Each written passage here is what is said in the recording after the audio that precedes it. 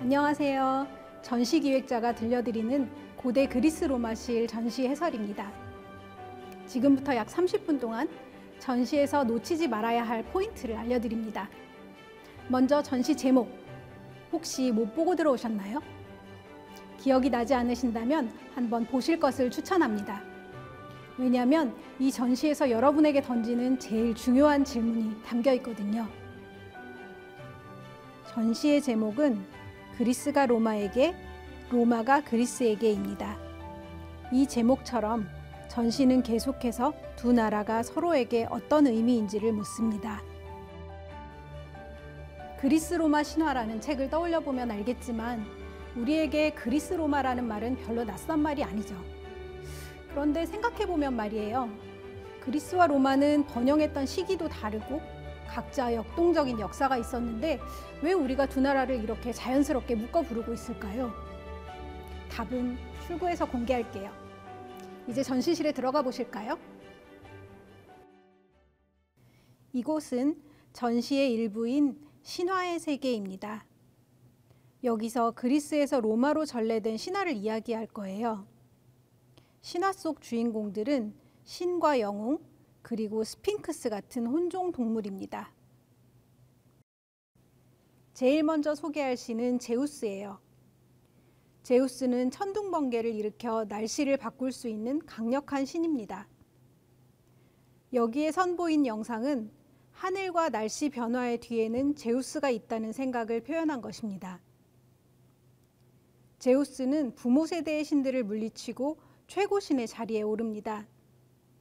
그리고는 형제자매, 자식들과 협력해서 세상을 다스려서 신들의 왕, 신들의 아버지로 불립니다.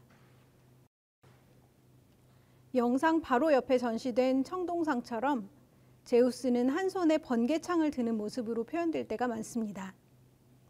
그리스의 신화관은 신들이 인간의 모습을 하고 있다는 생각에 바탕을 둡니다. 그래서 남신과 여신이 있고 서로 결혼을 하고 자식도 낳아 가계도를 이루지요. 옆에 놓인 도기의 표면에도 다양한 신이 그려져 있습니다. 아테나는 제우스의 딸인데 제우스의 머리를 쪼개서 태어났습니다. 머리에서 태어나서 지혜와 전략에 능한 여신입니다. 또 다른 도기에서 술잔을 든 디오니소스는 포도주의 신입니다. 그리스 신화 속 신들은 이렇게 각자 다스리는 영역이 있었습니다. 정의나 사랑과 같은 추상적인 개념도 신이 다스렸죠. 이런 독특한 신화는 왜 생겨났을까요? 지금으로부터 3000년 전쯤의 사회에는 지금처럼 과학도 철학도 역사도 발전하지 않았었어요. 자연을 움직이는 막강한 힘을 설명할 수 없었을 때 사람들은 상상력으로 이야기를 지어냈습니다. 사랑하는 마음이 생기는 건 에로스가 화살을 쏘아서이고 새벽 여명이 열리는 건 장밋빛 손가락을 가진 새벽의 여신 에오스가 일어나 기지개를 펴서라고요. 이런 식으로 사물이 작동하는 이유를 찾았던 거죠. 다시 말하면 신화는 인간이 해석한 세상의 질서를 담고 있습니다. 이어지는 진열장에서 더 많은 신을 만날 수 있습니다. 여기서는 왜 하나의 신에게 그리스 이름이 있고 로마 이름이 있는지 알아볼 거예요. 아까 이야기한 제우스는 로마에서 유피테르라고 불렸어요. 영어로는 주피터라고 하죠. 디오니소스는 로마에서 바쿠스라고 했고요. 그렇다면 제우스가 유피테르인 걸까요? 원래 로마에도 중요한 사물이나 활동에 고유한 이름을 가진 신들이 있었습니다. 두 얼굴을 가진 걸로 알려진 야누스는 출입구를 관장하고 파우누스는 야생을 다스리는 신이었어요. 로마 신들은 신적인 권능은 있지만 그리스처럼 인격이 있거나 신마다 모험 이야기나 가계도가 있거나 한 건 아니었고 의뢰를 위주로 하고 점을 치고 예언을 듣는 성격이 강했는데 그리스 신화를 접하면서 로마 사람들이 그리스 신들을 받아들였습니다. 이때 그리스의 대표적인 신들과 기존의 로마 신들을 비슷하게 짝을 지었어요. 대장장이의 신 헤파이스토스와 불의 신 불카누스를 이렇게 짝지우는 식으로요. 그러니까 헤파이스토스는 불카누스다라는 등식은 사실 정확하지 않은 말이고, 로마 사람들이 자기네 신 불카누스와 그리스 신 헤파이스토스를 동일하게 보았다. 불카누스는 헤파이스토스에 해당한다 하는 게 더 정확하겠습니다. 여기 있는 등잔들은 로마 때 쓰였던 건데 윗면에 여러 신의 모습을 넣어 장식되어 있습니다. 설명 카드에 그리스의 신들이 로마에서는 어떻게 불렸는지 하나하나 적어두었습니다. 이 전시에서는 그리스 때 작품에는 그리스 신 이름을 사용했고, 로마 시대 작품에는 그걸 사용했던 사람들을 기준으로 로마 신 이름을 썼습니다. 그 다음으로 볼 것은 청동으로 만든 신상입니다. 신전에 바치거나 가정의 제단에 두려고 만든 것입니다. 그리스와 로마에는 신들이 워낙 많았기 때문에 시각적으로 서로 구분되게 하려고 각자의 상징물을 손에 들거나 걸쳤습니다. 사냥과 초목의 여신 디아나는 화살통을 몸통에 가로질러 맸고, 상업과 도둑의 신인 메르쿠리우스는 손에 돈주머니를 들었습니다. 베누스는 보통 누드의 모습에 옷자락으로 몸을 살짝만 가린 모습으로 묘사되고, 의술의 신 아이스클라피우스는 뱀이 휘감은 지팡이를 듭니다. 신화에는 혼종동물과 영웅의 활약 이야기도 많습니다. 사자의 몸에 여자의 얼굴을 한 스핑크스가 행인에게 수수께끼를 내어 맞히지 못하면 잡아먹었다는 테바이의 스핑크스 일화를 들어본 적 있죠? 또 켄타우로스처럼 몸의 반은 인간이고 반은 염소나 말인 혼종동물도 흔히 등장합니다. 혼종동물은 양면적인 성격을 갖고 있어서 문명화된 그리스 로마 세계와 대조되는 원초적인 것, 길들여지지 않은 것을 상징할 때도 있지만, 또 굉장히 박식하고 지혜로운 스승으로 등장하는 경우도 있었습니다. 영웅은 신과 인간 사이에 태어난 존재로 초인적인 활약을 합니다. 그리스 로마 사회에서는 헤라클레스의 12과업 이야기나 테세우스가 괴물 미노타우로스와 싸워 이긴 영웅담 같은 주제들이 널리 알려져 있었습니다. 이 도기에는 어떤 무기로도 가죽을 뚫을 수 없었던 네메아의 사자를 헤라클레스가 곤봉으로 제압한 이야기가 그려져 있고요. 옆에 등잔에는 물뱀 히드라와 싸운 이야기를 넣어 장식했습니다. 신화는 이런 지식을 공유한 사람들의 문화적 정체성과 사회적 응집력을 강화하는 역할을 했습니다.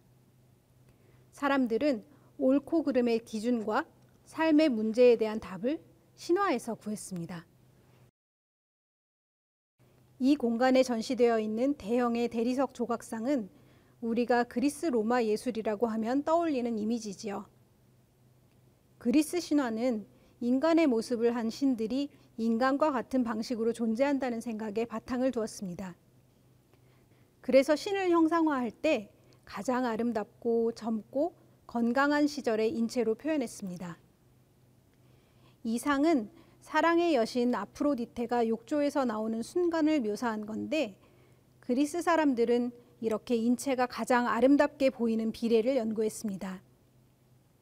한쪽 다리에만 체중을 실어 다른 다리를 자유롭게 했을 때 나오는 몸의 곡선과 아예 누드인 상에 비해 살짝 가렸을 때의 효과까지 고려했습니다. 이렇게 이상적인 아름다움을 찾는 것은 그리스 문화권에서 조각상을 만들 때 중요한 주제였습니다. 아름다운 것은 선함과 다르지 않고 그 둘의 결합 안에서 완성된 인간의 덕을 찾을 수 있다고 생각했습니다. 그 전통은 이 상에서 보듯 로마로 이어졌죠. 이 베누스 상은 튀르키예의 고대 도시 에페소스에서 오스트리아가 진행한 유적 발굴 작업 중에 나온 것입니다. 이렇게 본격적으로 전시되는 것은 이번이 처음이라고 합니다. 이 상은 커다란 투구를 쓰고 있어서 미네르바라는 걸 알 수 있습니다. 아까 제우스의 머리를 쪼개며 태어난 여신 아테나에 대해 이야기를 했었죠. 지혜와 전략의 여신 아테나는 대개 투구를 쓰고 창을 던지거나 드는 모습으로 표현됩니다. 이렇게 신의 성격을 드러내주는 특징적인 물건을 들거나 걸치기도 하고 때로는 특별한 동물을 함께 표현하기도 합니다. 여기에 보이는 독수리는 제우스와 같이 다니는 동물이고 때로는 제우스가 독수리로 모습을 바꾸기도 합니다. 오비디우스의 변신 이야기에도 유피테르, 즉 제우스가 독수리로 변신해서 자신이 탐내던 청년 가니메데스를 납치하는 이야기가 나옵니다. 납치된 가니메데스는 올림포스 산에서 수를 따르는 시종으로 신을 섬겼습니다. 미네르바의 상에서도 그렇고 이 가니메데스의 상에서도 그렇고 그리스 조각에 원형을 둔 상들은 정말 아름답지만 얼굴의 개성이나 개별성이 보이지는 않습니다. 이 점은 그리스 미술의 특징입니다. 뽀얀 대리석의 표면이 원래는 화려한 색으로 채색되어 있었다는 연구가 근래에 활발하게 진행되고 있습니다. 연구 결과에 대해 보여주는 영상을 전시실에서 보실 수 있습니다. 고대의 그리스 로마 사람들이 신화를 문자 그대로 모두 믿은 것은 아니었어요.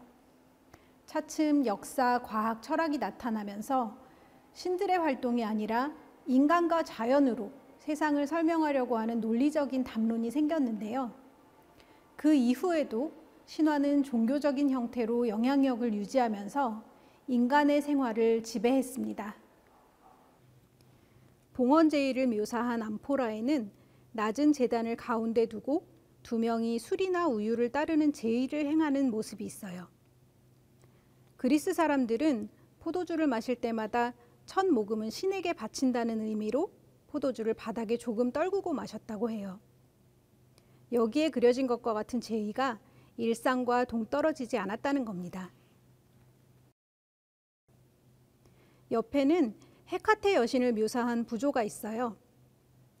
헤카테는 교차로의 여신이고 마법을 담당하기도 합니다.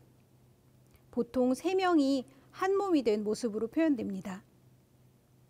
아래쪽에 라틴어로 이 부조를 세운 장소를 더럽히지 말라고 경고하는 내용이 적혀 있습니다. 이 두 작품은 그리스 로마 사람들이 신에 대한 경외심을 일상적으로 표현했고 신을 걸고 한 맹세나 신의 저주가 큰 효력을 가졌다는 것을 보여줍니다. 이 섹션은 신화가 당시 사람들에게 그저 옛날 이야기가 아니라 진지한 종교면서 가장 지배적인 세계관이고 가치관이었다는 것을 알려줍니다. 이제 이 방을 떠나서 2부 인간의 세상으로 가볼까요? 이 공간에 붙인 제목은 걸작과 복제작, 로마가 전하는 그리스 이야기입니다. 우리가 흔히 떠올리는 그리스 걸작들은 지금 거의 남아있지 않습니다. 아니, 남아있지 않은데 왜 뭔가 생각나는 거죠? 그건 그리스 고전기 걸작을 로마 시대에 똑같이 만든 게 남아있기 때문입니다. 원작과 똑같은 걸 만드는 것을 복제라고 합니다. 오래된 문화재를 근래에 복제한 경우에는 대개 가짜나 진본을 대체하는 것으로 가치가 비교도 안 되게 낮은 것으로 여기지만요. 그리스와 로마 시대에는 복제가 조각을 제작하는 보편적인 방식이었어요. 이런 조각상 한 번쯤 본 것 같지 않나요? 이 토르소도 로마 제정시대인 1세기에 만든 것입니다. 원작은 기원전 5세기 그리스의 유명한 조각가인 폴리클레이토스나 그 제자가 만든 청동상이었다고 생각됩니다.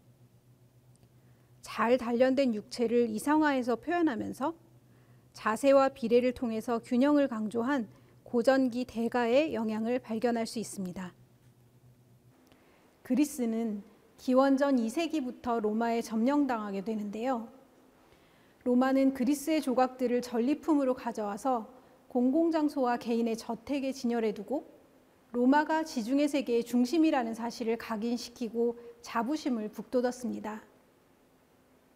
로마 사회에서 그리스 미술품에 대한 수요가 급격히 늘어나자 복제작을 만들어 유통하기 시작했습니다.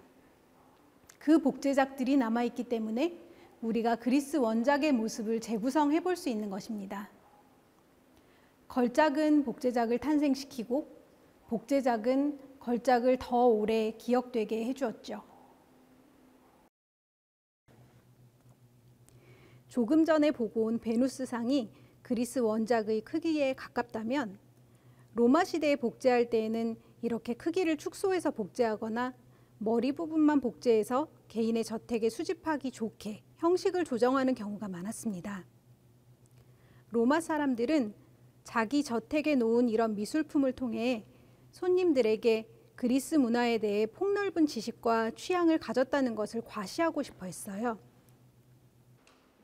결과적으로 보면 로마가 그리스 문화를 애호했기 때문에 없어진 그리스의 원작을 추정할 많은 자료를 남겼고, 또 그리스의 문화 요소가 그리스의 영역에 머물지 않고 로마의 광대한 제국 곳곳에 퍼질 수 있었습니다. 반대로 로마도 조형예술과 문학, 철학 등 여러 분야에서 그리스 문화의 수혜를 받았습니다. 한 단면을 보여주기 위해 초상 미술을 이야기해 보도록 하겠습니다. 그리스 조각의 얼굴은 잘생겼긴 했지만 개별성이 보이지 않는다는 말씀을 일부에서 드렸었죠. 그리스 사람들은 다양한 인간의 모습에 관심이 많았지만 그 개개인의 특징을 묘사하기보다는 인간 유형을 일반화하는 경향이 있었습니다. 이렇게 미간을 모으고 집중하는 모습으로 상의 주인공이 철학자라는 것을 알려주지만 그 사람의 개인적인 감정이나 외향을 옮기는 데에는 관심이 없었죠. 로마 미술이 이룬 업적 가운데 하나는 사실적인 초상을 발전시킨 것입니다. 로마 사람들은 그리스 조각을 모델로 초상 조각을 만들기 시작했는데 훨씬 더 현실적인 묘사를 하는 게 특징이었습니다.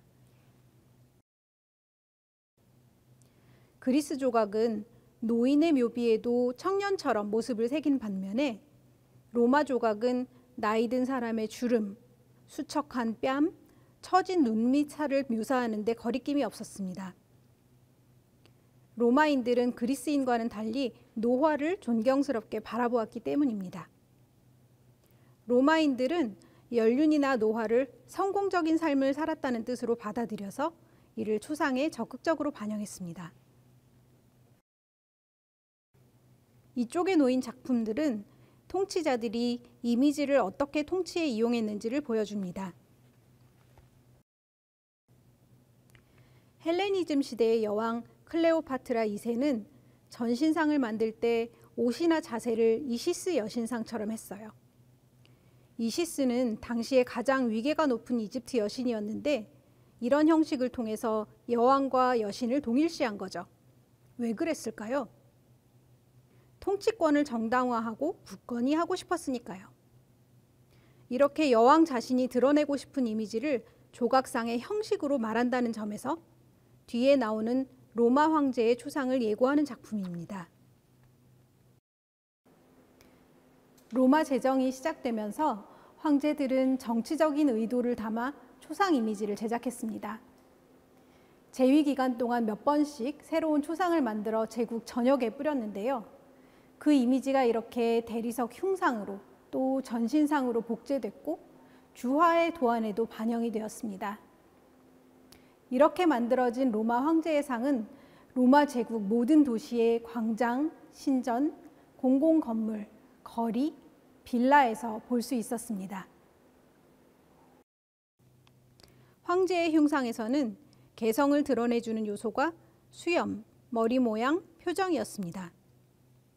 드루수스의 초상에서는 짧고 곧은 단정한 머리카락이 특징인데 100년쯤 뒤에 왕위에 오른 하드리아누스의 초상은 꼬불꼬불한 머리카락, 풍성한 수염이 특징입니다. 그 이후로 점점 더 머리가 꼬불꼬불해지죠. 하드리아누스 시대에 수염을 표현한 이후로 남성 초상에서 수염이 빠지지 않는 표현 요소가 되었습니다. 2세기 중후반에 재위한 마르쿠스 아우렐리우스 황제는 철학의 조예가 깊어 철인 황제, 철학자 황제로 불렸습니다. 그의 초상은 굵고 곱슬한 헤어스타일과 수염, 돌출한 큰 눈과 처진 눈꺼풀이 특징입니다. 옆에 놓인 두 상 역시 마르쿠스 아우렐리우스의 초상인데요. 머리나 수염 표현도 비슷하고 골상학적으로도 굉장히 닮은 모습이죠. 이렇게 통치자의 모습을 로마 제국 전역에 전파해 일관된 모습으로 초상을 조각하던 관습을 이 두 개의 초상이 잘 보여줍니다. 황제와 그 가족들의 초상은 로마 제국 전역의 취향을 바꾸어 놓아서 민간에서도 통치자의 스타일을 따라 기념상을 만들었습니다. 제일 왼쪽에 있는 남성 초상의 풍성한 수염과 곱슬머리는 2세기에 유행한 스타일입니다. 여기 귀 부위는 머리카락을 따 터번처럼 머리에 둘렀는데 이 머리 스타일은 기원 후 100년경 트라이아누스 황제 때 황실 여성들이 유행시킨 것입니다. 이렇게 머리 모양이 시대마다 달라서 초상 조각의 연대를 추정할 수 있는 중요한 기준이 됩니다. 이 남성의 초상은 3세기 초에 통치한 로마 황제 카라칼라와 많이 닮았습니다. 카라칼라의 초상은 미간을 찌푸린 긴장감 있는 표정과 촘촘하게 덮인 헤어스타일과 수염이 특징입니다. 아까 보았던 마르쿠스 아우렐리우스의 관조하는 듯한 표정과는 대조를 보이죠. 이렇게 개인의 성격을 표정에 드러내는 것도 노화를 표현하는 것과 더불어 그리스 미술에서는 보이지 않던 요소입니다. 이 전시에서 가장 큰 작품인 이 상은 로마 황제거나 시민이었을 겁니다. 아까 두상과 흉상에서 헤어스타일과 수염, 표정이 개성을 드러내주는 요소였다면 전신상에서는 입는 옷에 일정한 유형이 있어서 주인공의 신분과 상의 성격을 전달하는 기능을 했습니다. 토가를 입었다는 것은 주인공이 로마의 시민이라는 뜻입니다. 군장을 갖추거나 짧은 망토를 입으면 관료이거나 군인입니다. 누드나 세미누드 상은 신과 같은 초월적인 존재를 나타냈습니다. 이 조각상의 주인은 토가를 입었기 때문에 제1시민이었던 로마 황제이거나 사회적 지위가 높은 시민이었을 겁니다. 이러한 상들은 극장이나 분수처럼 공공건물을 세우는 데 기여한 사람을 기념하려고 공공장소에 세웠고 무덤 앞에도 놓였습니다. 가운데 테이블에는 그리스에서 로마로 이어진 또 하나의 전통인 연회를 다루었습니다. 그리스에서 남성들이 밥과 술을 먹으며 여러 주제에 대해 의견을 나누고 오락을 즐기는 연회를 심포시온이라고 불렀습니다. 심포시온은 대화 주제, 행사 순서, 음식의 종류가 정교하게 연출되는 중요한 사교의 장이었습니다. 연회의 참석자들은 방의 삼면에 놓인 침상 같은 의자에 비스듬히 기대앉아 먹고 마셨는데요. 연회의 좌장은 그날 마실 포도주의 양과 희석 비율을 정할 수 있었습니다. 그리스 사람들은 술을 희석하지 않고 마시는 것은 야만인의 관습이라고 생각해서 늘 물을 타서 마셨습니다. 크라테르라고 하는 이 큼직한 용기는 술을 희석하는 데 사용되었고 하인들이 이 술을 옆에 있는 주전자에 담아 손님들의 잔에 서빙했습니다. 그리스 사회에서는 과음하지 않는 절제의 미덕을 늘 강조했지만 사람들은 종종 취했고 도기에도 구토를 하는 남자를 하인이 보조해주는 그림들이 그려지기도 했습니다. 로마 시대에도 심포지움이라는 이름으로 연회의 전통이 이어졌습니다. 오늘날에는 심포지움이 학문적인 모임이나 대규모 사업을 위한 대중 토론을 일컫는 용어로 쓰이고 있죠. 여기에 있는 이 영상은 이 전시를 얼마나 다양한 시각으로 관람할 수 있는지를 보여주기 위해 만들었습니다.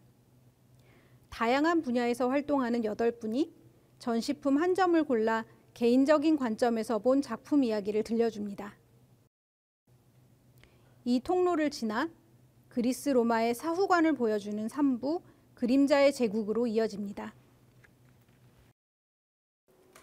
그리스 로마 사람들은 사람이 죽으면 거기서 끝나는 것이 아니라 다른 존재로 바뀐다고 생각했습니다. 그래서 당시 문헌에서 죽음을 여행, 잠, 이별 같은 단어로 표현했습니다. 저승에서 죽은 이의 영혼은 생명의 맥이 빠진 그림자로 지낸다고 생각해서 그리스 로마 문화권에서는 사후세계를 어둡고 비참한 곳으로 이해했습니다. 이런 생각은 무덤 조각에서도 종종 나타납니다. 고르기아스라는 남성의 묘비에서 앉아있는 망자가 부인으로 추정되는 여성과 오른손을 맞잡고 있습니다. 손을 건네 맞잡는 동작은 결속의 표현인데 여기서는 작별을 고하는 의미가 있습니다. 옆에 있는 조각도 묘비입니다. 보통은 인물 모습을 묘비에 많이 새기지만 특이하게 저승인 하데스로 넘어가는 문을 조각했습니다.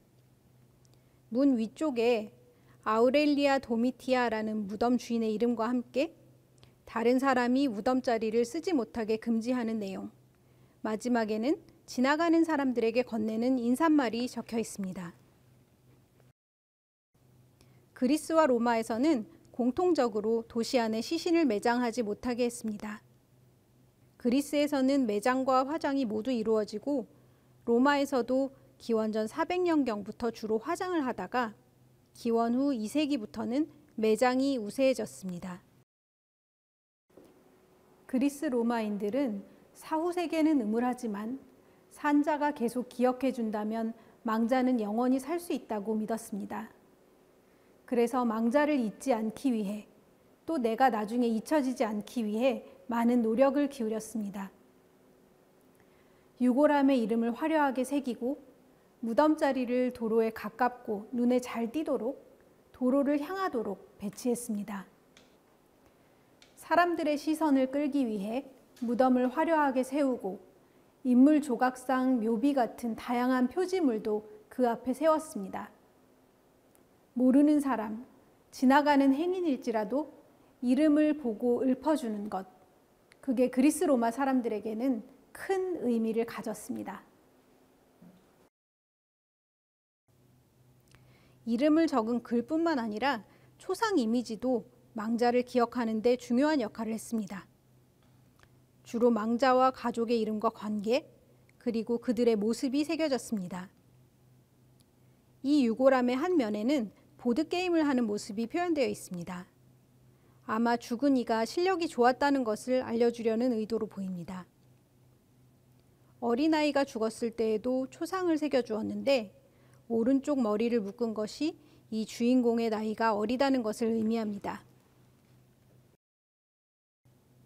이들의 사후관은 결국 신화관의 연장선상에 있습니다. 그리스와 로마는 신화를 공유했기에 사후세계에 대한 공통된 관점을 가지고 있었고 장례 문화도 유사하게 발전했습니다. 지금까지 이 전시는 신화, 초상미술, 장례 같은 주제를 따라오면서 처음에 이야기했던 질문, 그리스와 로마를 함께 이야기하는 이유는 무엇인가에 대한 답을 하고자 했습니다. 그리스와 로마 신화가 원래 별개였지만 로마가 그리스 신화를 수용하고 공통점을 갖게 되면서 두 신화를 자연스럽게 묶어 부르게 되었죠. 신화라는 것은 공동체가 세상을 이해하고 설명하는 방식이 담겨 있는 것이기 때문에 이런 신화를 공유했기에 그리스와 로마라는 거대한 두 문화가 하나로 묶일 수 있는 것입니다. 신화뿐만이 아닙니다. 로마에게 그리스라는 자양분이 없었다면 로마뿐만 아니라 서구의 철학과 예술, 문학이 지금처럼 꼽힐 수 있었을까요? 그리스에게 로마가 없었다면 그리스의 문화가 지금처럼 우리에게 알려졌을까요? 이 전시의 영문 제목 Separate but Inseparable에 담은 것처럼 이 둘은 별개지만 나뉠 수 없는 관계였던 것입니다.